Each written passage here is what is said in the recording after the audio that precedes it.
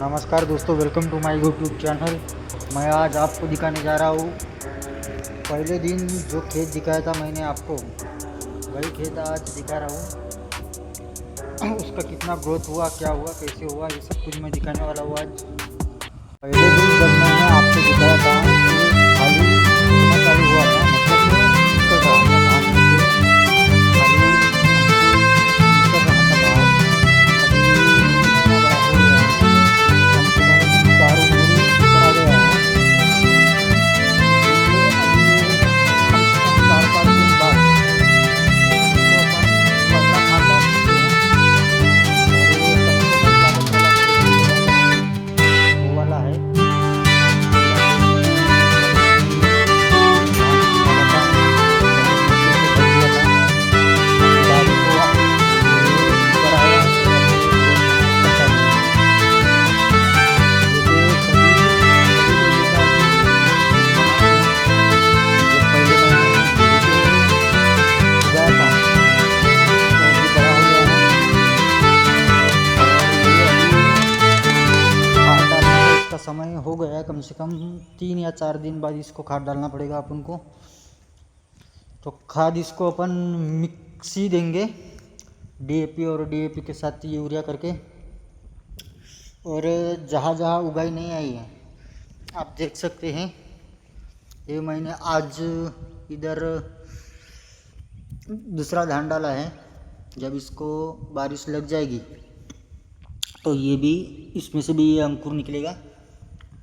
मतलब जहाँ नहीं होती है या पंछियाँ चुबा लेते हैं, उसको खा लेते हैं, तो उधर नहीं होता,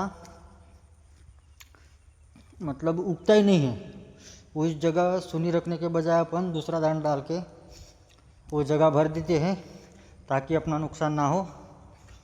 और ये अगर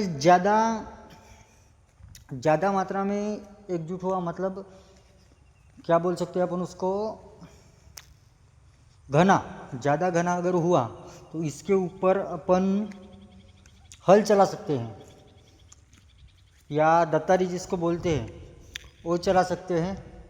कब? जब इसमें पानी पकड़ेगा, मतलब 4 उंगल 5 उंगल पानी पकड़ेगा, तब अपन इसके ऊपर हल चला सकते हैं या दतारी मार सकते हैं, या जो लकड़ी का पट्टा होता है बैल का, वो पट्टा भी घुमा सकते हैं।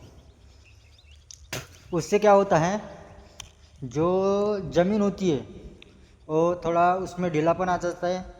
और जैसे हम बोते हैं उंगल से, उस तरह वो हो जाता है, बैल के पैर में दबता है कुछ, मतलब ज़्यादा घना होता है, वो उसको पतला करना पड़ता है। जब तक हम उसको पतला नहीं करेंगे तब तक जिसको अपन बोलता है फुटवा पील, वो नहीं पकड़ेगा। कम से कम वो एक धान के बीच से अभी एक ही काड़ी निकली है, ऊपर एक ही लकड़ी निकली है, तो एक लकड़ी के ऊपर कम से कम अपन को 10 चाहिए, जिसको फुटवा बोलते हैं अपन, पील बोलते हैं, वो 10 चाहिए। 10 कम से कम, 10 से ज़्यादा भी हो सकता है। अगर आप हाथ की बुआई करते हैं तो कम से कम 20, 25, 30 ऐसा होता है, और धान के ऊपर डिपेंड करता है।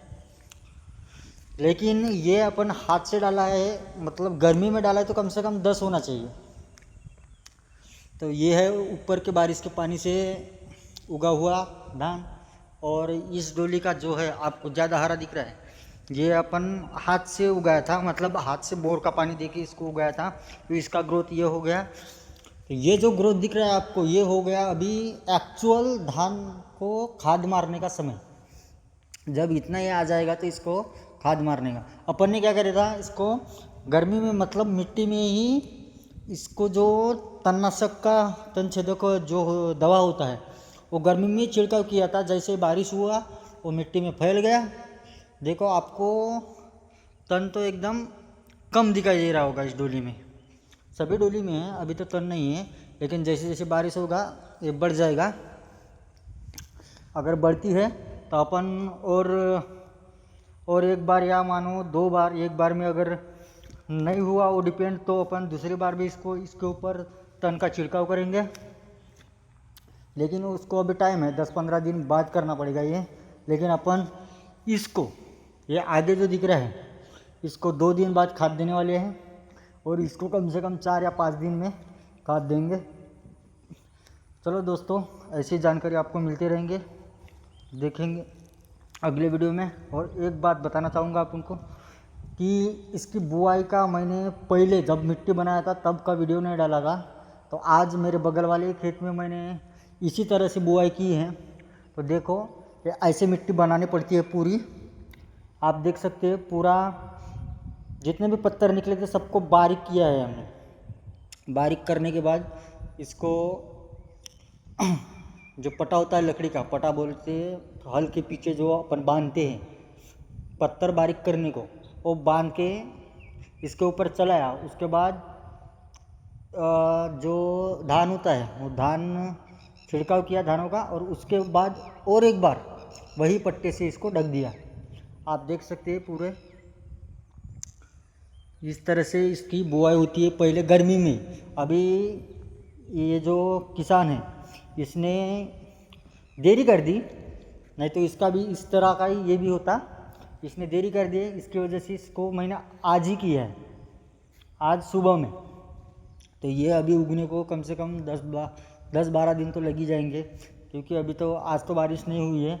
लेकिन जब बारिश होगी तो ये सबसे पहले बारिश की वजह से धान फूलेगा, उसके बाद उससे अंकुर निकलेगा और फिर वो मिट्टी के बाहर आके इस तरह का आपको दिखाई देगा। चलो दोस्तों, ठीक है, मिलते हैं नेक्स्ट वीडियो में। धन्यवाद। सब लाइक करो, सब्सक्राइब करो और चैनल को शेयर करो।